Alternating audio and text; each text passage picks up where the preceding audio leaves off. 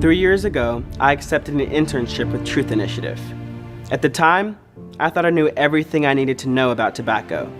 Yes, it could be deadly, but my generation was rejecting it in much larger numbers. But what I knew was just the beginning. Today, tobacco-related diseases are still the #1 cause of death in the African American community, and that's not a coincidence. During my time with Truth Initiative, I read dozens of research articles and stacks of internal documents directly from tobacco industry files. I learned that the tobacco industry strategically and successfully infiltrated my community. And while it's true that they targeted many groups, the targeting of the Black community has been uniquely damaging. Critics charge that the tobacco companies view Black smokers as a growing source of income. In fact, they say, Blacks are the target of carefully plotted and highly specific marketing campaigns. For decades, the tobacco companies have used predatory practices aimed to push their deadly product onto the Black community. Practices that contribute to the approximately 45,000 Black people who will die every year from tobacco-related diseases. This film, Black Lives, Black Lungs, is part of my effort to turn my anger into action. I've set out to give voice to some of the experts and activists who've spent their lives taking on the tobacco industry, because understanding the history of this 50-year-plus campaign is critical for taking back the health of our community.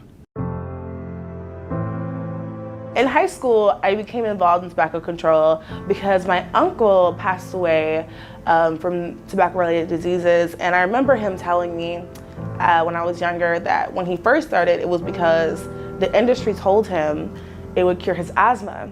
And if you were to hear that statement today, you would think that's the most ludicrous thing you've ever heard. And I just felt like it was so unfair for an industry to be able to target someone like my uncle and have him die as a result. If he had known the real health effects from the get-go, he would have never picked it up. I lost my uncle to an industry who does not care about him, who does not care about the Black body. And I feel I have a responsibility to speak out against it. Addiction is about brain chemistry, and it's about access. It's not about personal weakness. It's not about poor Black people just are going to do something anyway.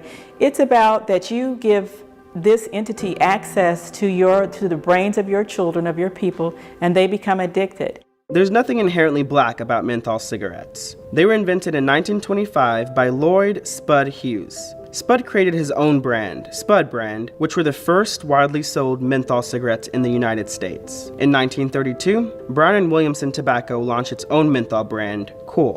And in 1956, industry behemoth R.J. Reynolds introduced Salem, the first menthol cigarette with the filter tip. R.J. Reynolds marketed Salem as fresher, cool, and refreshing. Of course, all without any scientific proof. Salem's special paper breathes in fresh air with every puff. The death rates for African Americans who smoke hover around 49,000 per year. It's no accident that African Americans smoke more menthol cigarettes. One of the greatest marketing coups that took place in the 20th century is transforming menthol cigarette to the Black cigarette. The African Americanization of menthol cigarettes in the United States starts with finding a specialty product for African Americans following World War II. Many African Americans had moved to the North. There were specialty products being developed for them, certain hair creams, certain foodstuffs, and the tobacco industry, particularly some of them, began to realize we could market a particular brand to this group of people. Brown & Williamson conducted a number of focus groups in the late 50s and early 60s that identified that African Americans were more receptive to TV commercials, more receptive to the messages that are provided there. Brown & Williamson then took 90% of their budget and put it into television advertising because they knew African Americans would disproportionately look at that. They began to use Black images on television and in their ads. In 1953, 5% of African Americans used menthol products compared to 3% for whites. By 1968, that had tripled to 14%. By 1976, it had tripled again to over 42%. Into the 2000s, we're above 80%.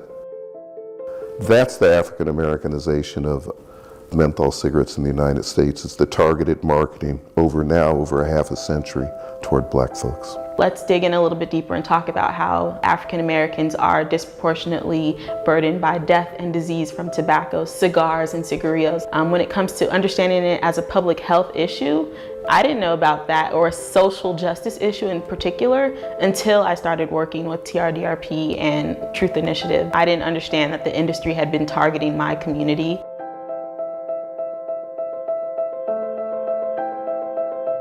In the middle of Jim Crow, there's a civil rights battle going on, and the tobacco industry is way past that. They've got Elston Howard, captured from the New York Yankees, black man selling cool cigarettes. They have executives in their offices in North Carolina that they're, promoting while black folks can't even get a job or sit at a lunch counter.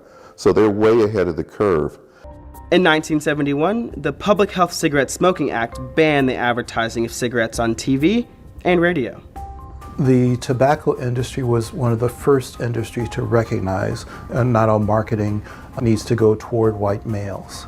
So it was good to see black people in the ads and to see that there were black models and that it wasn't all drugs and gangs. And so it was hard. People saw that and they were very much attracted to that.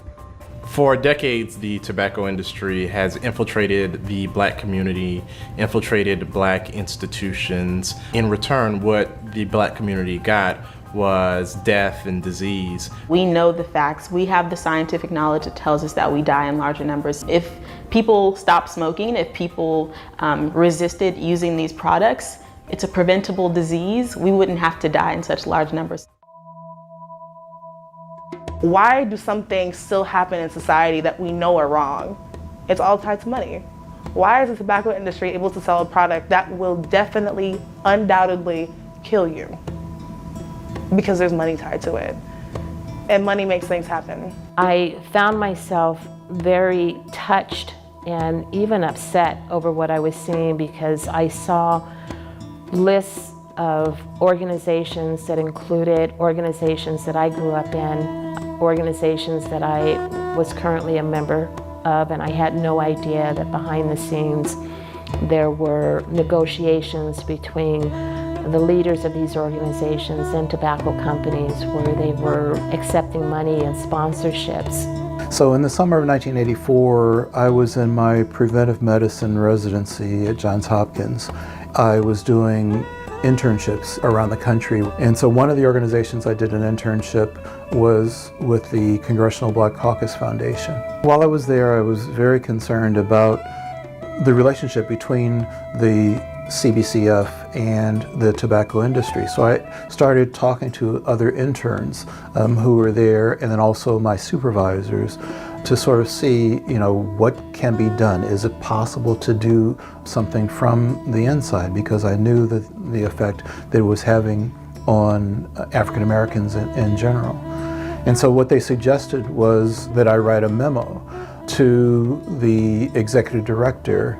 So the memorandum reads, I am very much disturbed by the Congressional Black Caucus Foundation's policy of promoting cigarette smoking. I am especially disturbed at the free distribution of cigarettes at CBCF functions.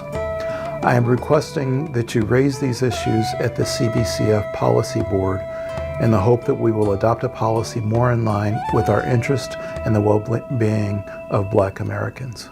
And that's how it begins. Unfortunately, somewhere in the neighborhood of 90% of all African American civil, religious, political, social organizations take money from the tobacco industry. That's just because we ain't got no money.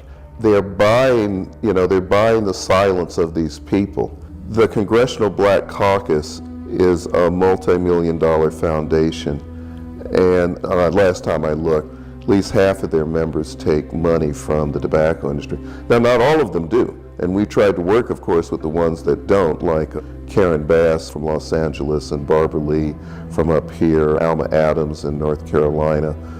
But it's a hard sell, and it's still a hard push to get groups to speak up against the tobacco industry. The tobacco industry has a very interesting and highly complex relationship with African Americans.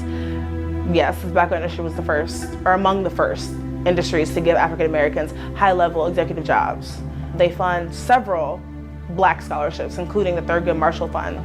They funded major civil rights organizations, including the NAACP, the National Urban League, the Congress of Racial Equality, and much more. They did give people in the entertainment industry their first leg up.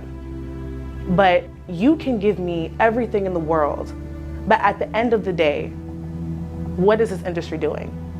47,000 African Americans a year die as a result of tobacco-related diseases. That is the leading cause of death in the African American community. There's not enough shiny trinkets in the world that you can give me in exchange for my life. There's not enough shiny trinkets in the world that you could give me in exchange for my brother's life, for my sister's life.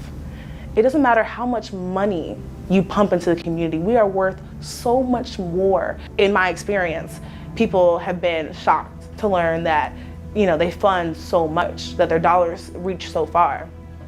But I think that it needs to be known.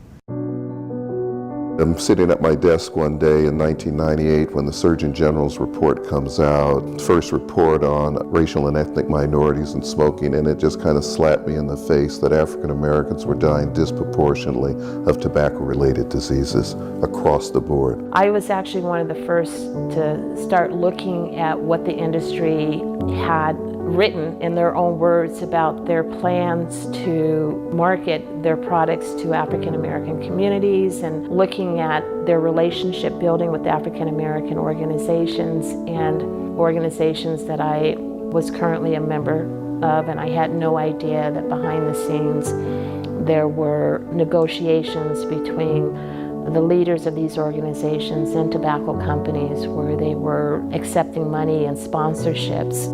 Tobacco-related diseases was really, I saw, a main cause for the health disparities that were affecting my community. I couldn't turn my back on this. I just couldn't. And one of my colleagues actually saw me crying at my desk at UC San Francisco because I was just so upset over what I was seeing, and she asked a question, I wonder if others in your community would have this kind of reaction to these documents.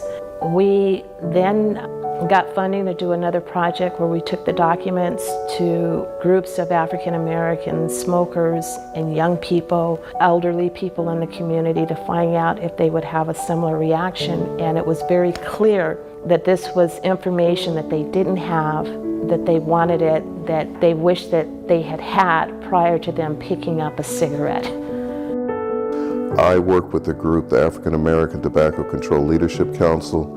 Our tagline is Saving Black Lives, and that at bottom it is a social justice question. You might look at it this way: when you have the tobacco industry targeting of African Americans, disproportionately advertising in our communities, giving away free samples, menthol products are less expensive in the African American community. It's a classic definition of a social justice issue where there is a major player taking advantage of a lesser person. Now, there has been some changes. The National NAACP passed a resolution at their July convention saying that chapters could support local and state resolutions to curb or regulate menthol. This is a major breakthrough. The legislation I'm signing today represents change that's been decades in the making. Today, thanks to the work of Democrats and Republicans, healthcare and consumer advocates, the decades-long effort to protect our children from the harmful effects of tobacco has emerged victorious. Today, change has come.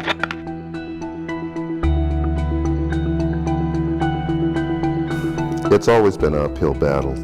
Look at the black folks who fought to set up the Underground Railroad. Look at the black folks who fought Jim Crow. If we're going to fight this, then you're in it for the long haul. Our communities are under great stress, so we need healthier lifestyles, but we don't need people dumping this poison in our neighborhoods. If you know someone who smokes who's black, they probably smoke menthol cigarettes. Tell their story. I think when it comes to just living as an African American, understanding that just because of who we are, our lives are constantly at threat, whether it is racial injustice, police brutality, being denied access to things. All of these issues are layered and connected. I made a decision at 18 that I was going to fight back, and I am 67. I continue that fight. Black Lives Matter, hands up, don't shoot. I can't breathe. I think we're all answering the same question. What is the worth of a black body in the United States of America?